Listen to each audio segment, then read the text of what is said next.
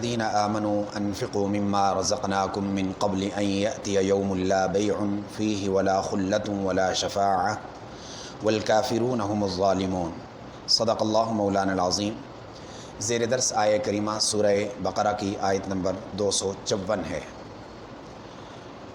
یہ آیت کریمہ بھی یا ایھا الذین آمنوا کے عنوان سے معنون ہے،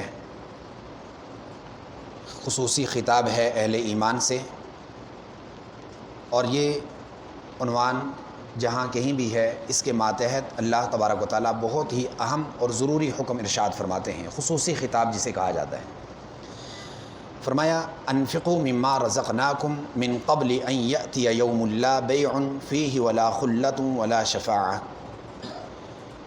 ہے ایمان والو، خرچ کرو جو کچھ بھی ہم نے تمہیں دیا ہے۔ یہ ہم نے تمہیں دیا کی قید اللہ تبارک و تعالیٰ نے اس لیے ارشاد فرمائی ہے کہ مسلمان کا عقیدہ اور نظریہ یہ ہے کہ جو کچھ بھی مسلمان کے پاس ہے وہ کسی کا عطا کردہ ہے، اس کا ذاتی نہیں ہے۔ وگرنہ اس کے مقابلے میں ایک اور سوچ اور رائے بھی ہے، قال انما اوتیتہ علی علم عندی۔ یہ نظریہ قارونی نظریہ ہے کہ میں اپنی ذاتی پڑھائی کی وجہ سے، ذاتی استعداد اور ذاتی توانائی کی وجہ سے، ذاتی گر اور ذاتی فنکاری کی وجہ سے میں یہ کما بیٹھا ہوں۔ یہ نظریہ قارونی نظریہ ہے جو اس نے کہا تھا کہ یہ میں نے موسیٰ مجھ سے کیوں مانگ رہے ہیں، یہ تو میری اپنی فن کی کمائی ہے، میں انجینئرنگ کیے ہوئے ہوں اور میں تو بڑے مال متال کا مالک ہوں، مجھ سے یہ کیوں مانگ رہے ہیں۔ یہ قارونی نظریہ ہے۔ ایمانی نظریہ یہ ہے کہ جو کچھ بھی ہے رزقنا، ہم نے دیا، کم تمہیں، من قبل ان یأتی یوم لا بیع فیہ۔ یہ سورہ بقرہ کا آخری حصہ چل پڑ رہا ہے، اور اس آخری حصے میں اللہ تبارک و تعالیٰ نے جہاد کا حکم دیا۔ دو اہم متاعیں ہیں انسان کے پاس، مسلمان کے پاس، جن دونوں کو کھپانے کے لیے اللہ حکم ارشاد فرما رہے ہیں۔ پہلی کیا ہے کہ اپنی جان صرف کرو، جہاد میں جان جاتی ہے، پچھلے رکوع میں اسی کا بیان ہو رہا ہے۔ اور دوسری جو اہم متاع ہے وہ انسان کا سرمایہ ہے اور انسان کی جمع پونجی ہے، فرمایا اس کو بھی خرچ کرو۔ اور پھر ان دونوں میں اگر مقابلہ آ جائے تو انسان جان تو دے دیتا ہے، مال کو بچاتا ہے۔ اس لیے اللہ تبارک و تعالیٰ نے تو جان کے لیے عمومی حکم ارشاد فرمایا کہ اللہ کے لیے اگر جان کی ضرورت پڑے تو لگا دینا، لیکن مال کے لیے جب باری آئی تو اس کے لیے خصوصی عنوان قائم فرمایا انفقوا مما رزقناکم۔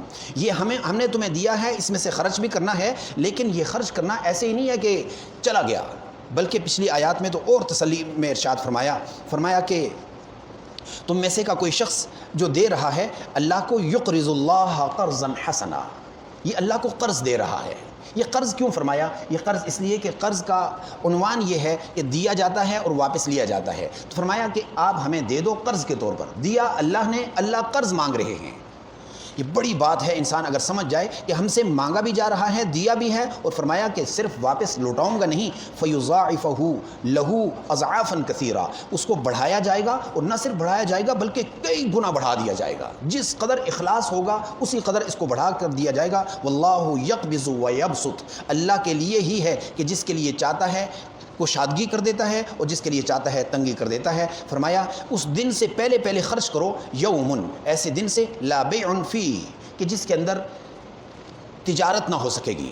انسان چاہے گا کہ میں یہ سارا مال میرے پاس ہو، دنیا اور دنیا کے اندر جتنے بھی خزائن ہیں وہ سارے میرے ہاتھ لگ جائیں، میں بیچ کر کے ایک نیکی لے لوں۔ فرمایا تجارت کی منڈی ہوگی نہیں تو ملے گا کچھ بھی نہیں۔ لا بیع فیہ ولا خلہ، اور نہ ہی وہاں پر کوئی دوستی کام آئے گی۔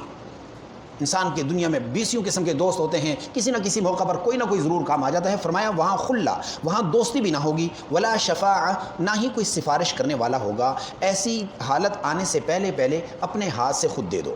تو اس خرچ کرنے کے بارے میں اللہ تبارک و تعالیٰ نے قرآن کریم میں اگلے بھی رکوع میں بہت سارے ارشادات فرمائے ہیں۔ اس موقع پر متاثرین کے لیے احباب سے گزارش ہے کہ جن سے جہاں ہو سکے وہ متاثرین کی امداد ضرور کریں، کیونکہ وہ ایسی کیفیت میں ہیں کہ کل وہ ہم سے اچھا کھانے پینے والے تھے، کل وہ اچھے کاروباروں والے، اچھے پراپرٹیوں والے، اچھے ان کے رقبے تھے، لیکن آج وہ نوالے کو پانی کی بوند بوند کو ترس رہے ہیں۔ ان کا حق ہمارے اوپر ہے۔ دعا فرمائیں کہ اللہ تبارک و تعالیٰ آزمائش کی اس گھڑی میں انہیں ثابت قدم فرمائے اور امت مسلمہ کو ان کے لیے زیادہ سے زیادہ خرچ کرنے کی توفیق نصیب فرمائے۔